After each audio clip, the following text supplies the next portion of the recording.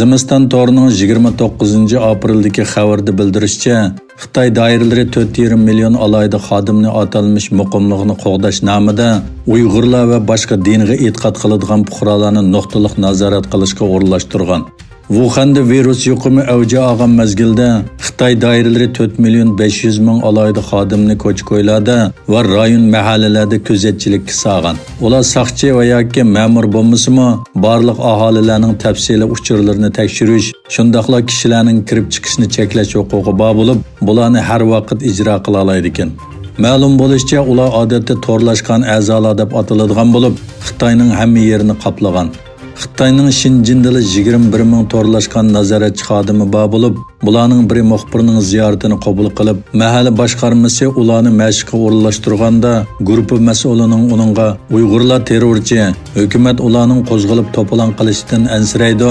Shunga biz har 3 kunda ularning turalg'usiga berish, ularni tizimlash, suratga tortish va ularga doim parakandichilik silishni talab qilamiz deganligini oshkorlagan.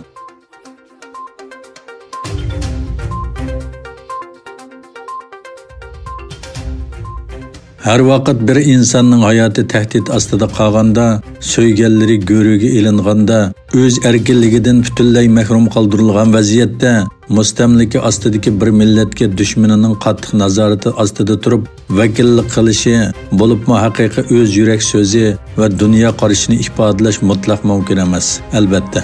Şu münasebet bilen Şarkı Türkistan Uyg'uriston Cumhuriyetçiler Partisi intayin ustalık bilen kurashtirilgan İlham To'xta instituti ve nazariyasini milletimizga qilingan bir satqınlık hareket deb jakalaydi.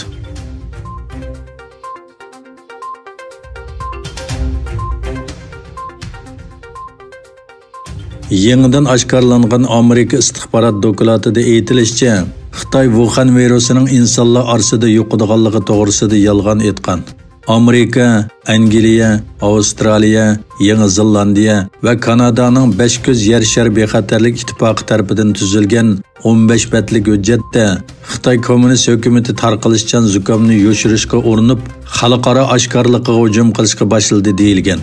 Dokumentda aytilishicha, Xitoy dastlabki bosqichda yuqumni yo'shirib, COVID-19 ning tajribaxona avrishkisini o'z ichiga olgan barliq isbotlarni yo'qotishga uringan. Dokumentda Xitoy hukumatining o'tgan yili 12 oyda virusning odamdan odamga tarqalishi to'g'risidagi internet yozmalarini tekshirganligi o'ttirg'i qo'yilgan. Doirlar Wuhan virusining kishilar orasida tarqalishi mumkinligini jazmlashtirgan, ammo bu xatarni bu yil 20 yanvargacha rasmiy dalillamagan.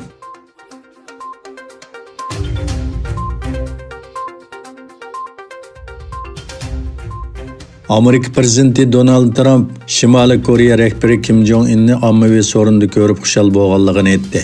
Donald Trump Twitter hisobida e'lon qilgan bayonotida mundaq dedi: "Men uning qaytib kelganligi va yaxshi ekanligini ko'rib nihoyat xushal bo'ldim."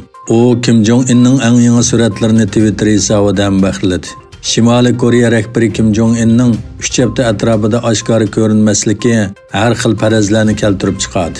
Kim Jong-unning yurak operatsiyasi mag'lub bo'lgandan keyin qazo qilganligi yoki hushidan ketganligi o'ttirg'i qo'yilgan edi.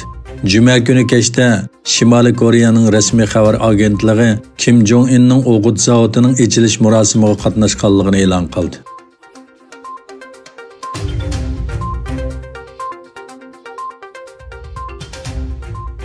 O'zbekistonda qattiq yomg'ir sababidan Sardoba o'lkasidagi to'smaning temi o'rilib tushib, yuzlagan uylar suv ostida qoldi. Bu rayondan 70 ming kishining tarqoqlashtirilganligi e'lon qilindi.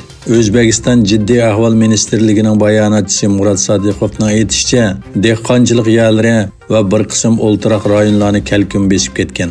Ba'zi uylar buzilgan va 56 odam yaralangan. Qurilishi 2017-yili tamomlangan Sardoba to'smasining suv sig'imi 922 million kub metr bo'lib, Erdiris va Siza o'lkasidagi dehqonchilik yerlarini sug'urishga ishiltiladi.